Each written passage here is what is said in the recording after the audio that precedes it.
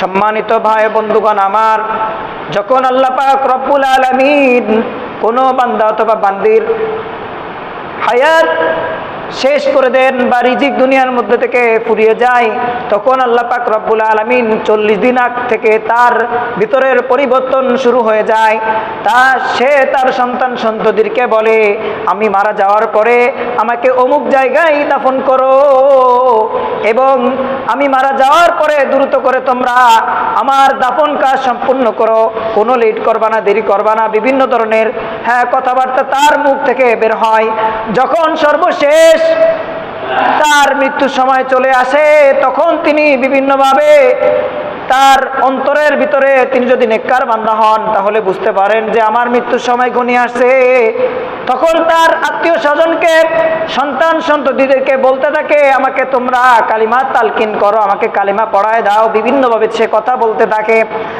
যখন কোনো নেককার ব্যক্তির জান কব্জ করার সময় হয়ে যায়, মৃত্যুর সময় হয়ে যায়, তখন আল্লাহ পাক রব্বুল আলামিন ওই ব্যক্তির সম্মুখে জান্নাতের সমস্ত নিয়ামত হাজির করায় দেন। সকলে বলি সুবহানাল্লাহ।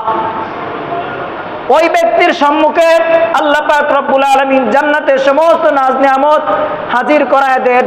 সে কি মনে হয় যে এখনই আল্লাহ তাআলা যেন তাকে দ্রুত তার ভিতর থেকে জানটা বের করে নেয়, বিভিন্নভাবে ছটফট করতে থাকে, এখনই যেন তার জানটা বের করে নেয়। যেমনভাবে একটা কবুতর, একটা পাখি তার খাঁচা থেকে বের হওয়ার জন্য ছটফট করতে থাকে, ঠিক তেমনইভাবে কোনো নেককার ব্যক্তি জান কব্জ করার সময় হলে যখন তার সম্মুখে জান্নাতের নাজ নিয়ামত কি করা হয়, হাজির করা হয়, তখন সে তার জান বের করার জন্য উতালা হয়ে যায়, কখন জানি আমার জানটা বের করবে, কারণ তার মৃত্যুর পরেই আল্লাহ তাআলা তাকে জান্নাত দান করে দিবেন। সকলে বলি সুবহানাল্লাহ। কোনো ইমানদার বান্দা এবং বান্দির ক্ষেত্রে জান্নাতের ক্ষেত্রে মৃত্যুটাই হচ্ছে বাধা। মৃত্যুবরণ করলে ইমানদার ব্যক্তি জান্নাতে যাবে। সুবহানাল্লাহ। এই জন্য আল্লাহ তাআলা কোনো ইমানদার বান্দা বান্দির মৃত্যুর সময় যখন ঘনিয়ে আসে, তখন আল্লাহ পাক রব্বুল আলামিন তার সম্মুখে জান্নাতের সমস্ত নাজ নিয়ামত হাজির করায় দেন, এবং আজরাইল আলাইহিস সালাম তার জানটা বা তার রূহটা অত্যন্ত যত্ন সহকারে, অত্যন্ত স্বাভাবিকভাবে তিনি তার জানটা কব্জ করে থাকেন। কি সৌভাগ্যবান ব্যক্তি! পক্ষান্তরে যখন কোনো বৎকারের জান কব্জ করার সময় হয়ে যায়, তখন আল্লাহ তাআলা ওই বৎকারের সম্মুখে জাহান্নামের সমস্ত আযাব দাঁড় করায় দেন। তখন বলেন যে, বের হ, আখরিজু আনফুসাকুম, তোমরা তোমাদের জানকে বের করো, রূহকে বের করে দাও। ফেরেশতারা বলতে থাকে।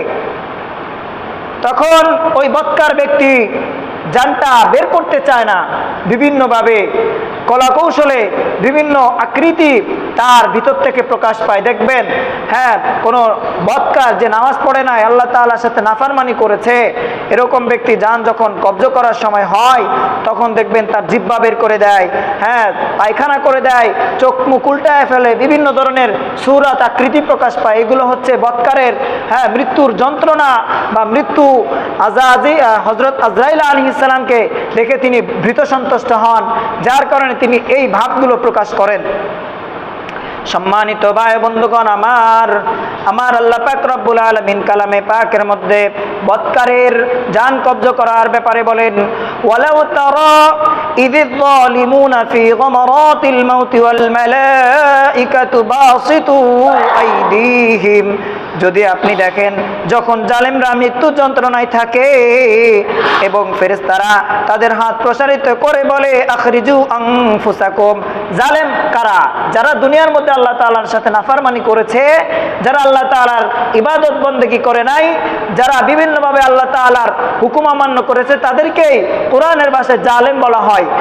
তো যখন আপনি দেখবেন জালেমরা মৃত্যু যন্ত্রণায় থাকে এবং ফেরেশতারা তাদের হাতকে প্রসারিত করে বলে, আখরিজু আনফুসাকুম, তোমরা তোমাদের নিজেদের রূহকে বের করে দাও। এরপরে আল্লাহ পাক রব্বুল আলামিন কালামে পাকের মধ্যে বলেন, আল ইয়াউমা তুজজাউনা আযাবাল হুনি বিমা কুনতুম তাকুলুনা আলাল্লাহি গায়রাল হাক্কি ওয়া কুনতুম আন আয়াতিহি তাস্তাকবিরুন। আল্লাহ পাক রব্বুল আলামিন বলেন, আজ তোমাদেরকে অবমাননাকর শাস্তি প্রদান করা হবে, কারণ তোমরা আল্লাহর উপর অসত্য বলতে এবং তার আয়াতসমূহ থেকে অহংকার করতে।